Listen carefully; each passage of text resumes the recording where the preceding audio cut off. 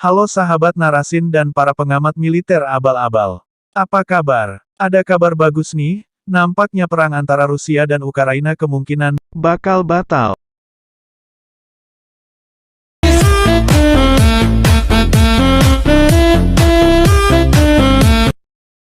Setelah militer Rusia menarik mundur pasukannya dari perbatasan Ukraina kemarin, hari Selasa tanggal 15 Februari tahun 2022.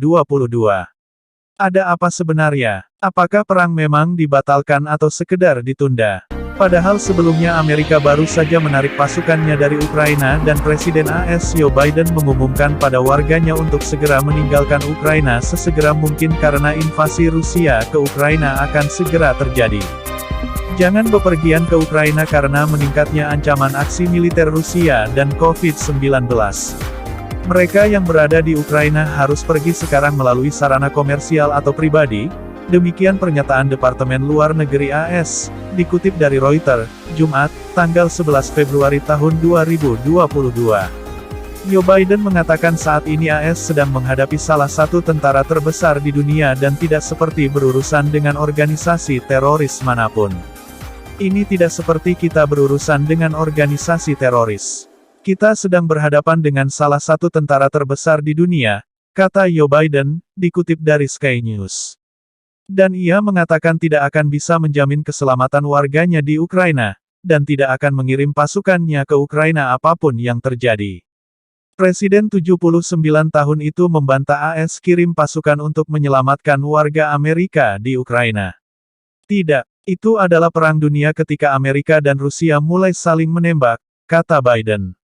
Bukan tanpa alasan Biden mengatakan itu, karena memang Amerika tidak mempunyai alasan yang kuat untuk ikut campur dan melawan Rusia di Ukraina dan juga tidak mendapatkan dukungan dari warganya untuk ikut campur masalah Rusia-Ukraina karena dikhawatirkan akan memicu perang dunia ketiga bos. Dan Rusia sendiri bukanlah negara kaleng-kaleng, rudal-rudal jelajah mereka telah disiapkan kepada pihak manapun yang ingin ikut campur masalah teritorial mereka. Tentu saja ini membuat warga negara AS, polisi dunia itu panas dingin dan tidak selera makan bos. Setelah pernyataan Joe Biden tersebut tentu saja membuat para pemimpin dunia yang lain ramai-ramai meminta warganya untuk keluar dari Ukraina, bahkan beberapa telah menarik para diplomat dan memindahkan kedutaannya dari Ukraina. Bagaimana tidak? Jika sekelas polisi dunia AS saja sudah angkat tangan dan lari tidak mau ikut campur, bagaimana negara-negara yang lain? Tapi kekuatan NATO dan AS masih berkonsentrasi di sekitar Eropa Timur, area teritorial mereka. Intinya pihak Barat rupanya tidak ingin Perang Dunia III terjadi dengan ikut campur masalah Rusia dan Ukraina. Sementara Rusia pun bukan sedang ingin memulai Perang Dunia ketiga tetapi ingin memastikan keamanan di area teritorialnya bebas dari ancaman di masa depan dengan meminta kepastian bahwa Ukraina tidak akan bergabung dengan NATO. Bagaimana Sobat Narasin? Kira-kira perundingan atau diplomasi politik apa yang telah disepakati oleh Rusia dan Ukraina? Sehingga Rusia mendadak menarik mundur pasukannya dari Ukraina. Sementara Presiden Rusia sendiri Bapak Putin mengatakan dengan tegas ia tidak sedang berencana untuk menginvasi negara manapun, walaupun manuver-manuvernya di perbatasan cukup mengguncang dunia, dan membuat tensi perekonomian dunia belakangan naik turun dan banyak ketidakpastian tentunya, semua khawatir dengan isu meletusnya Perang Dunia Ketiga. Bagaimana tidak panik jika rudal-rudal berhulu ledak nuklir sudah dalam posisi ereksi dan siap saling hantam?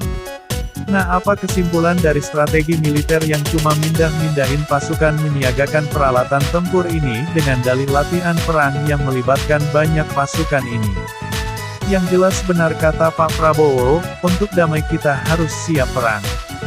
Terbukti Rusia dengan pasukan dan peralatan tempurnya yang mumpuni mampu membuat nyali negara-negara NATO ciut dan lari dari area konflik karena khawatir Perang Dunia Ketiga bakal meletus. Ini seperti kita bicara, hei saya hanya punya urusan sama Sia kalau kalian ingin ikut campur urusi dulu keluarga kalian di rumah, sambil menodongkan rudal nuklir, tentu saja ini akan memberikan keuntungan dan nilai tawar yang besar pada perundingan diplomasi.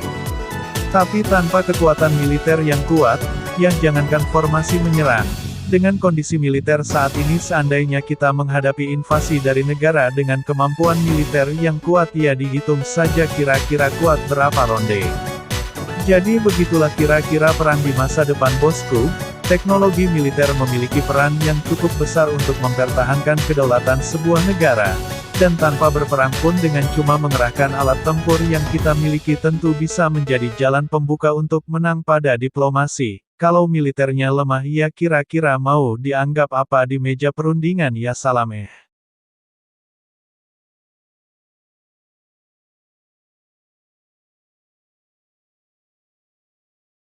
Jadi jangan nyiir ya kalau kita ingin memperkuat militer dan meningkatkan anggaran untuk militer. Itu semua tentu untuk melindungi segenap tumpah darah dan rakyat sipil juga. Masalah Rusia-Ukraina kita pantau lagi sambil ngopi-ngopi. Yang jelas dari berbagai sumber memberitakan bahwa dampak dari penarikan mundur pasukan Rusia ini membuat Wall Street melonjak dan memberikan sentimen positif bagi bursa perdagangan dunia. Kita tunggu saja skenario apa yang akan muncul di episode berikutnya. Hehehe.